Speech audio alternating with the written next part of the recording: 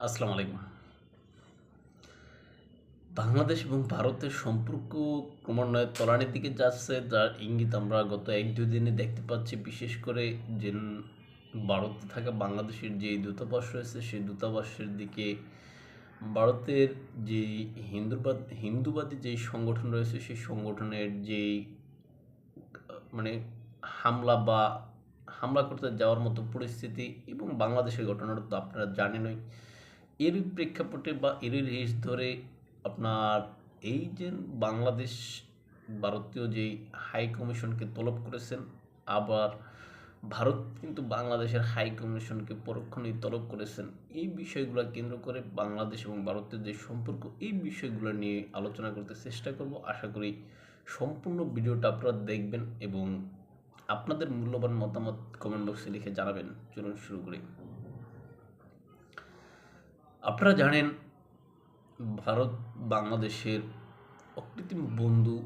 এই অকৃত্রিম বন্ধু ভারত কিন্তু আজকের নয়, কেননা ভারত বাংলাদেশ সৃষ্টির আগে, অর্থাৎ বাংলাদেশ তৈরি করার আগেই বাংলাদেশের সাথে তাদের পরম বন্ধুত্ব বজায় রেখেছে, যার প্রমাণ তারা 1971 সালের মহান মুক্তিযুদ্ধের সময় দিয়েছে।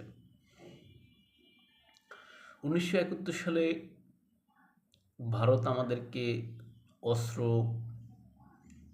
প্রশিক্ষণ, খাদ্য সহায়তা, এমনকি এই যে আমাদের যারা রিফিউজি হয়ে ভারতে আশ্রয় নিয়েছিলেন তাদেরকে আশ্রয় দেয়া, সব কাজই ভারত করেছে। তখন ভারতের জন্য এই কাজগুলো একদম সহজ ছিল না। আন্তর্জাতিকভাবে ভারতকে অনেক চাপ দেওয়া হয়েছে যাতে এই কাজগুলো না করা হয়, অর্থাৎ বাংলাদেশকে সহায়তা না করা হয়। আন্তর্জাতিকভাবে অনেক চাপ সহ্য করেও ভারত এই সমস্ত কার্যক্রমগুলো, অর্থাৎ বাংলাদেশের সহায়তার কার্যক্রমগুলো তারা করে গেছে। তার এই প্রেক্ষাপটে পাকিস্তান কিন্তু ভারতের সাথেও যুদ্ধ শুরু করে দেয়। যাক, সেই ইতিহাসের দিকে আমরা যাচ্ছি না। আমি মূলত এখানে ভারত বন্দনা করতে বসিনি, আবার ভারতের বিরোধিতা করতেও বসিনি। আমি এখানে যে কথাটা বলতে চাচ্ছি যে আসলে আমাদের জন্মের সময় বা আমাদের এই যে বাংলাদেশ সৃষ্টির সময় যারা আমাদেরকে প্রকৃতভাবে সহযোগিতা করেছে তারা ছিলেন ভারত। মার্কিন যুক্তরাষ্ট্র বলেন বা চীন বলেন, এরা কিন্তু তখন আমাদের বিপক্ষে ছিল, সেটাও আপনারা জানেন। এখন এই যে ভারতের সাথে আমাদের যে সম্পর্ক, এই সম্পর্ক বলা হচ্ছে অকৃত্রিম বন্ধুত্বর, এখন বা পরম বন্ধুত্বের কথা বলা হচ্ছে। সেই পরম বন্ধুত্বের যেই নজির, সেটা বর্তমানে বাংলাদেশ এবং ভারত উভয় পক্ষের কারোর ভিতরেই দেখা যায় না। বিশেষত এই বিষয়টা বা এরকম ঘটার কারণ বা সম্পর্ক অবনতি হওয়ার কারণ হিসেবে যেটা আমরা মনে করি যে এই যে গেল বছর, অর্থাৎ 2024 সালে 5ই আগস্ট আওয়ামী লীগ সরকার পতনের পরে আওয়ামী লীগ সভানেত্রী শেখ হাসিনা যখন ভারতে গিয়ে আশ্রয় নিয়েছিলেন, তারপরে কূটনৈতিকভাবে বাংলাদেশ এবং ভারতের ভিতরে কিছু নোট বারবার চালাচালি হয়। সেখানে এই যে শেখ হাসিনাকে দেয়ার একটা দাবি তোলা হয়, যদিও ওরকম শক্ত কোনো দাবি বাংলাদেশের পক্ষ থেকে করা হয়নি, যেটা আমরা সবাই ইতিপূর্বে অনেক ভিডিওতে বলেছি। কেননা নোট বারবার এটা একটা সাধারণ একটা বিষয়, কিন্তু এটা ওরকম একটা গুরুত্বপূর্ণ না। এখন এই যে শেখ হাসিনাকে কেন্দ্র করে বা শেখ হাসিনাকে দেয়াকে কেন্দ্র করে আমরা যেভাবে উত্তেজিত হয়ে পড়ছি, তারই পাল্টা প্রতিক্রিয়া হিসেবে কিন্তু ভারতও ওরকম উত্তেজিত হচ্ছে। আপনি যদি দেখেন যে ভারতের একজন বিচ্ছিন্নতাবাদী নেতা অনুপ চাকমা, এই অনুপ চাকমাকে 2006-7 সালের দিকে বাংলাদেশ কিন্তু অ্যারেস্ট করেছিল। অ্যারেস্ট করার পরে তাকে কিন্তু সরাসরি কিন্তু ভারতের হাতে তুলে দেয়নি বাংলাদেশ। অনুপ চাকমাকে দেওয়ার জন্য আইন করতে হয়েছে, আইন মানে চুক্তি করতে হয়েছে আর কি। চুক্তি করার পরে তারপরে 2000 আপনার 23-24 সালের দিকে সম্ভবত তাকে ফেরত দেওয়া হয়েছে, 22-23 সালের দিকে। এখন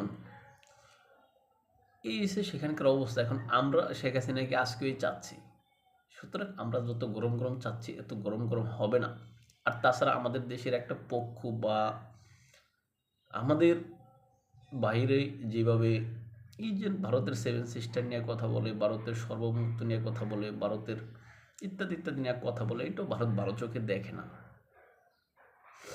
এখন সব মিলে আসলে পরিস্থিতি ঘোলাটে হচ্ছে, মনে হচ্ছে যেন যে কোনো বড় ধরনের একটা অঘটন ঘটতে পারে বলে আমি মনে করি।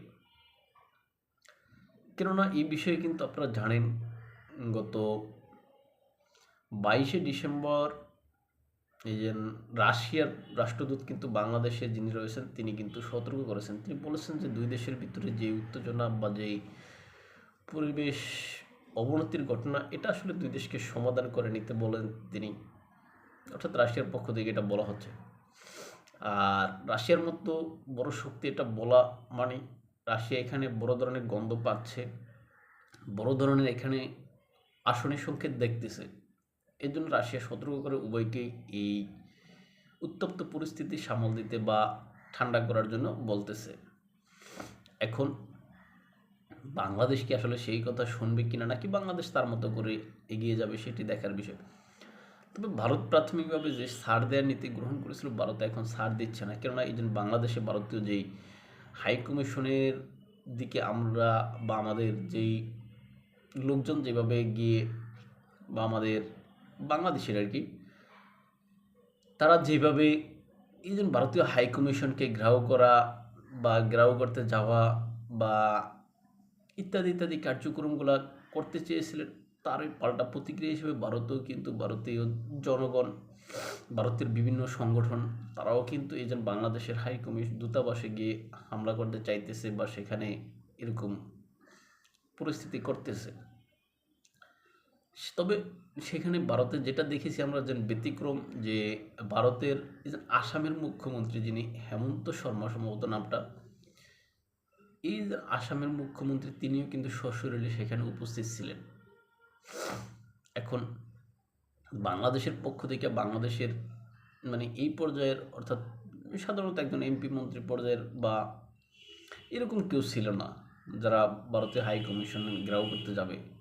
তবে বাংলাদেশের যারা গেছে তারা ওই যে বৈষম্য বিরোধী ছাত্র আন্দোলন বলেন বা এই যে XYZ সংগঠন, এদের মানে এরা ছাত্ররা মনে করেন এরকম আর কি।